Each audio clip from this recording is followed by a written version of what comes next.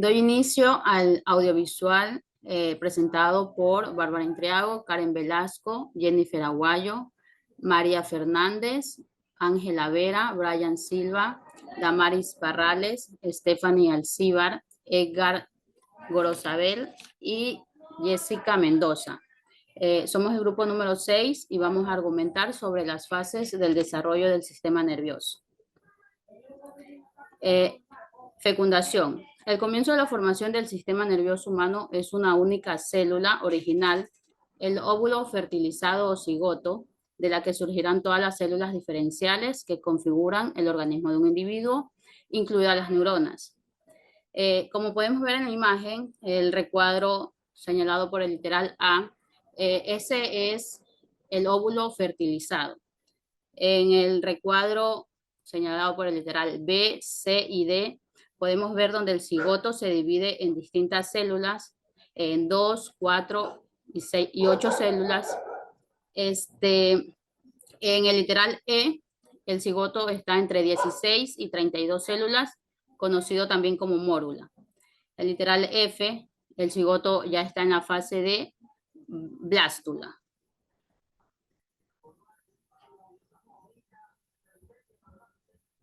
Los primeros eventos embrionarios. El sistema nervioso comienza a formarse cuando el embrión tiene aproximadamente 2 semanas, en el 17º día de desarrollo aproximadamente. El ectodermo comienza a sufrir cambios estructurales de gran relevancia. En la imagen señalada por el literal A, vemos la ampliación microscópica de la placa neural, y en la imagen que está al lado derecho, la notocorda o mesodermo de un embrión entre la segunda y tercera semana de desarrollo. A continuación, mi compañero.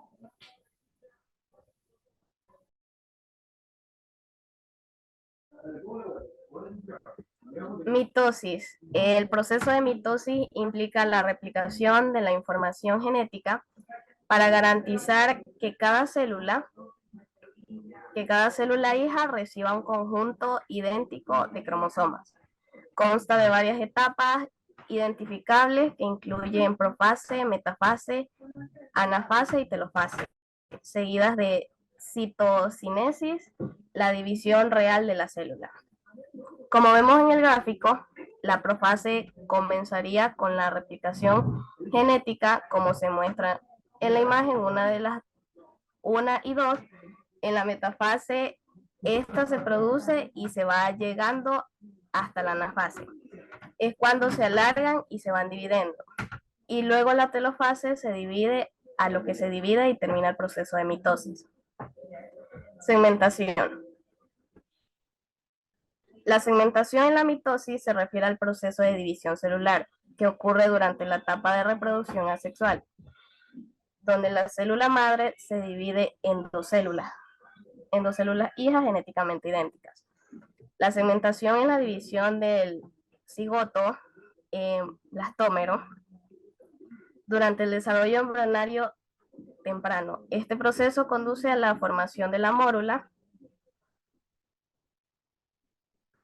una masa sólida de células que se asemeja a una mora.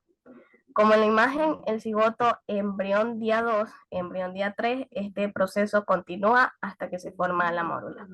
Cuando ya este se crea, se formará un blastocisto, que es una masa curricular externa que se da el lugar al embrión. A continuación, mi compañero. Blastulación.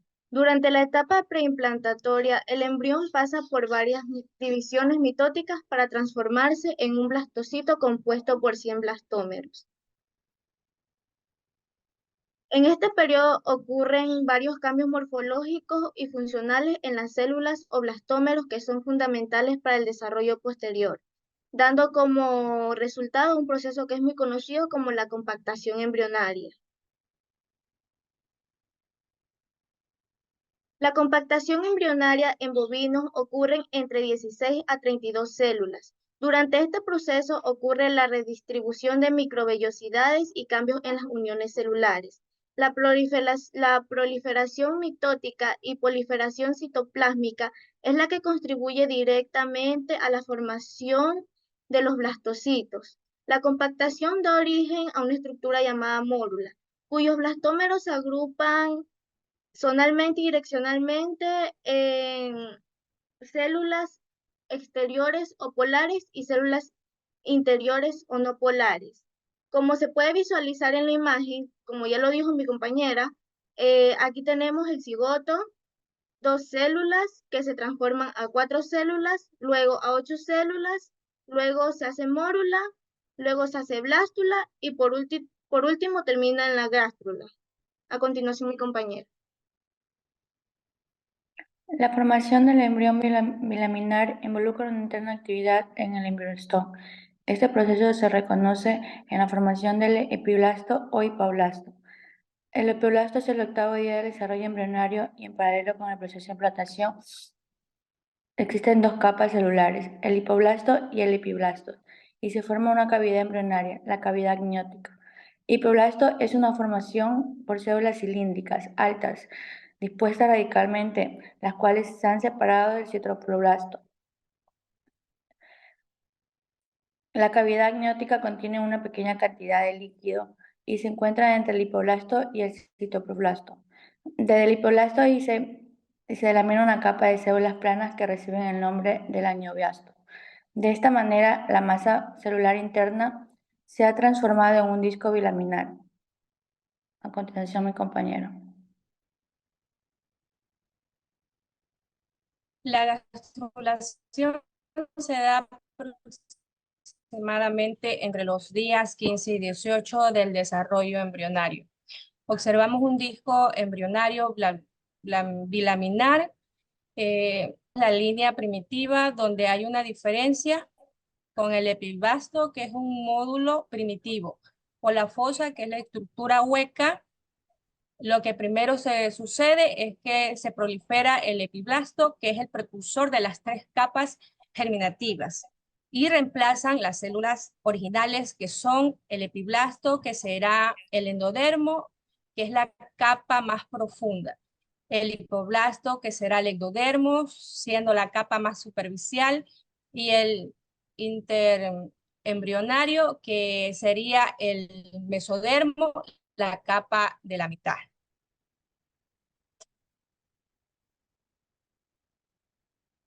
Es la siguiente compañera.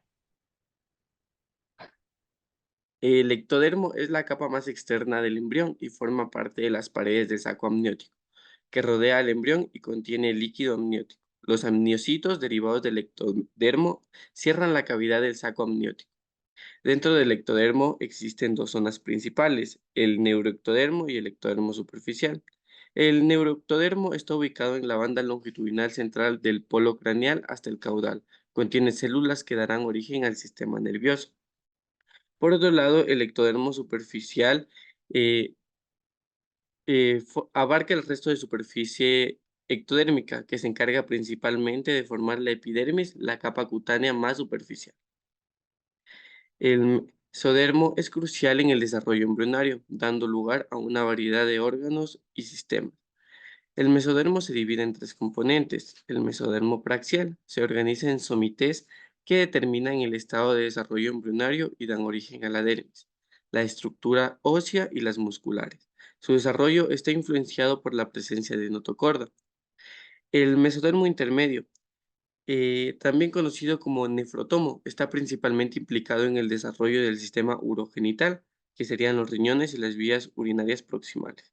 El mesodermo lateral forma hojas celulares que se fusionan para crear la cavidad celómica que dará lugar a las cerosas del organismo adulto. El endodermo es la capa embrionaria más profunda, está estrechamente relacionada con el saco victelino. Aunque sus cambios morfogénicos son menos evidentes, desempeña un papel crucial en el desarrollo inicial para formar el tubo ectodérmico. El tubo se extiende longitudinalmente a lo largo del embrión, desde la boca primitiva, que es el estomodeo, hasta el ano, membrana cloacal. Las células del endodermo son responsables principalmente de las estructuras del tubo digestivo, especialmente la mucosa digestiva. A continuación, mi compañero. Neurulación. Como observamos en la lámina, Sabemos que existen dos fases de neurulación, las cuales son la primaria y la secundaria, que estas son fundamentales en el proceso del desarrollo del sistema nervioso. La siguiente lámina, por favor. Vamos a hablar un poco sobre la neurulación primaria, que es el proceso mediante el cual se forma el tubo neural. Es un proceso que se da en el desarrollo embrionario, ya que a partir del tubo neural se forma el sistema nervioso. Como observamos en las imágenes, la neurulación es un proceso que abarca desde el tubo neural para así conseguir la forma de que se forme el sistema nervioso. La neurulación secundaria se dice que da origen a los segmentos más caudales de la médula espinal, sacrales y coccigeos, que conecta el cerebro con los nervios de la mayor parte de lo que es el cuerpo. De la neurulación podemos decir que es fundamental para el desarrollo de los sistemas nerviosos. A continuación, mi compañera.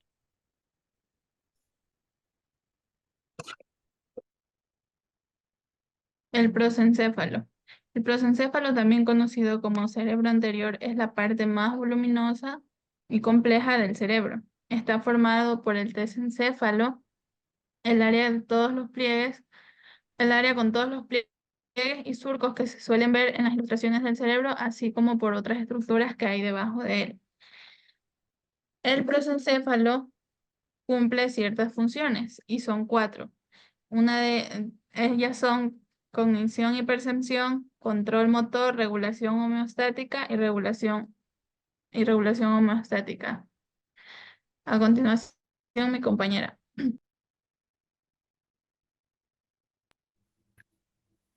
El mesencéfalo, también conocido como cerebro medio.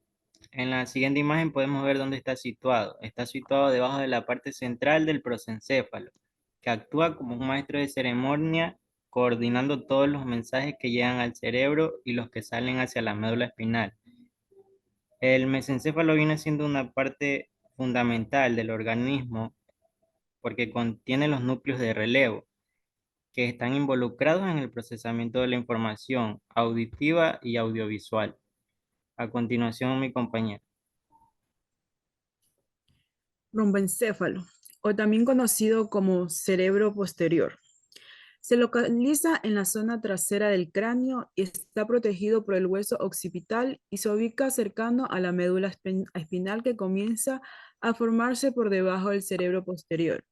El romboencéfalo se deriva de 3 estructuras que forman parte de la composición de la región cerebral, las cuales se conocen como cerebelo, bulbo raquídeo y puente de Barolio, siendo las 2 últimas mencionadas las que conforman el tallo cerebral o también llamado troncoencéfalo. El romboencéfalo es importante para el ser humano ya que coordina diversas funciones, entre ellas el bulbo raquídeo, el puente de Barolio. El cerebelo que controla la regulación y coordinación de equilibrio, postura, tono de músculo e incluso el área del lenguaje. El bulbo raquídeo es el lugar del tallo cerebral donde se encuentran los núcleos de los pares craneales. Puente de Barolio, que posee fibras nerviosas que se encargan de participar en la coordinación de movimientos, el sistema vestibular y el músculo que controlan los ojos. A continuación, aquí vemos las imágenes donde se ve dónde se encuentra ubicado el romboencéfalo, que está cerca de la médula espinal. Y en la siguiente imagen podemos ver dónde se encuentra ubicado el bulbo raquídeo, el puente de Barolio. Muchas gracias.